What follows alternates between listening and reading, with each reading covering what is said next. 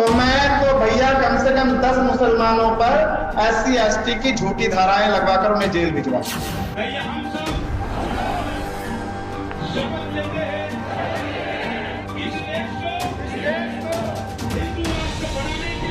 हिंदू राष्ट्र बनाने के लिए लड़ेंगे, मरेंगे, जरूरत पड़ी तो मारेंगे।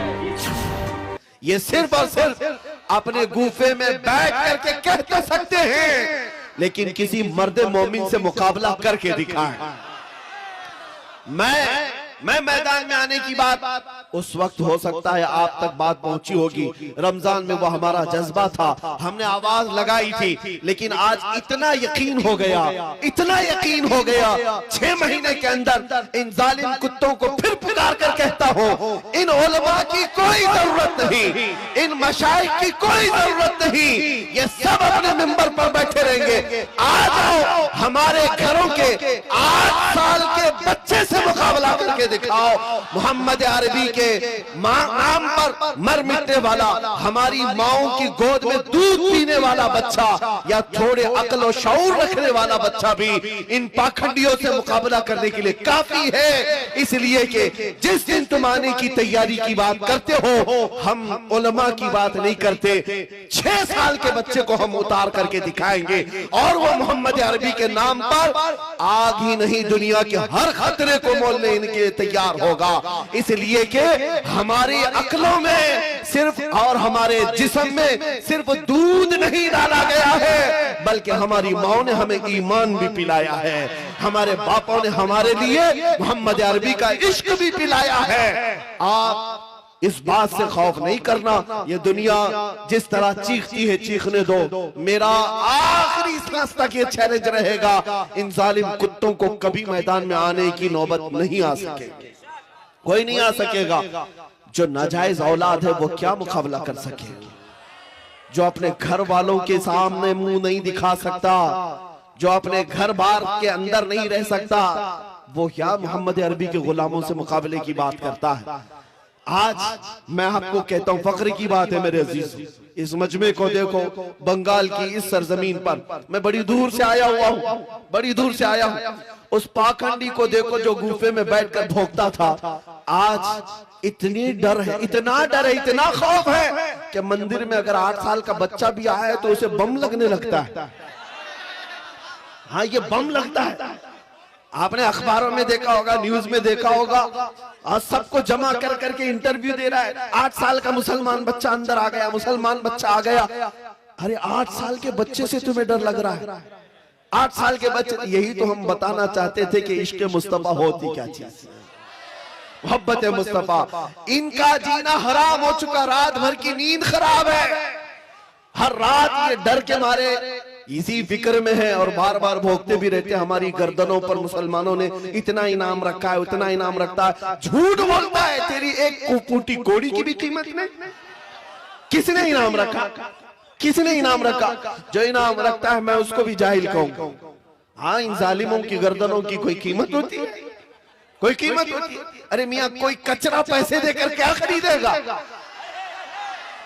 कचरा क्या पैसे देकर खरीदेगा? आप तवज्जो चाहता हूं, एक रात भी नींद नहीं आती इस बात के डर से कि पता नहीं इधर से कोई ना आ जाए, उधर से कोई ना आ जाए, सामने से पीछे से पूरे बॉडीगार्ड भी लगे हुए हैं, सामने पूरे सिक्योरिटी भी लगी हुई है, हर जगह की हिफाजत के बाद भी नींद खराब है, नींद खराब है। यही तो होता है गुस्ताखाने रसूल का अंजाम।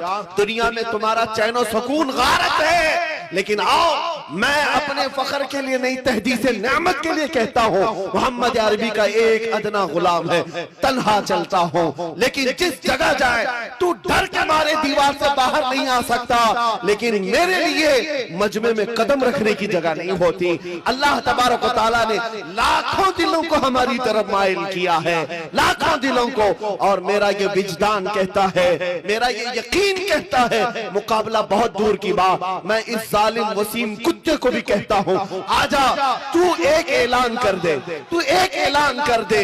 और ऐलान क्या करेगा? वो तो अपने गैरों के कुत्तों के बीच में बैठकर कहता है मेरी चिता को आग लगा दी जाए। यही तो होगा, यही तो कह सकोगे। तुम भी ऐलान करो कि मेरी लाश को उठाने के लिए फला आ जाए, फला आ जाए। और ये फकीर कहता है मैं मोहम्मद अरबी का अदना गुलाम हूं, देखा जाएगा, मौत आएगी तो पता चलेगा तू कितने कंधों पर सवार होगा और मैं कितने कंधों पर सवार, देखा जाएगा। इसलिए कि हमें तारीख बताती है कि हमारे जनाजे भी जाते हैं तो पूरी दुनिया को हिला कर जाते हैं।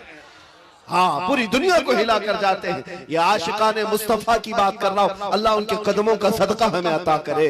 अजीजाने गिरामी, उनके जवाब के लिए हर जमाने में मौला बच्चे पैदा करेगा, छोटे छोटे ही सही। लेकिन एक बात याद रखना, इन कुत्तों को जवाब देने के लिए अगर मौला चाहे तो पत्थरों को भी जुबान अता करे।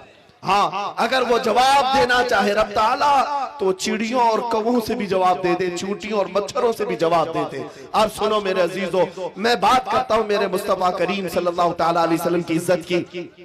तुम सबने ये आज तय करना है, दुनिया भोगती है तो भोगने दे, लेकिन मेरा ये यकीन है रहेगा यूं ही उनका चर्चा रहेगा, रहेगा यूं ही उनका चर्चा रहेगा। पड़े खाक हो जाएं जल जाने वाले, या रसूल अल्लाह तू घटाए से किसी के न घटा है न घटेगा, जब बढ़ाए तुझे अल्लाह ताला तेरा, मिट गए मिटते हैं मिट जाएंगे आदा तेरे, न मिटा है न मिटेगा कभी चर्चा तेरा।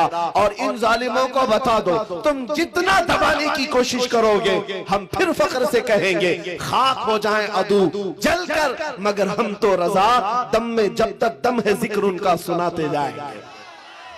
तुमको अगर चिढ़ है मेरे नबी के नाम से तो आज याद रखो हमारे घर का हर बच्चा पैदा होगा मोहम्मद ही नाम रखा जाए, मोहम्मद ही होगा।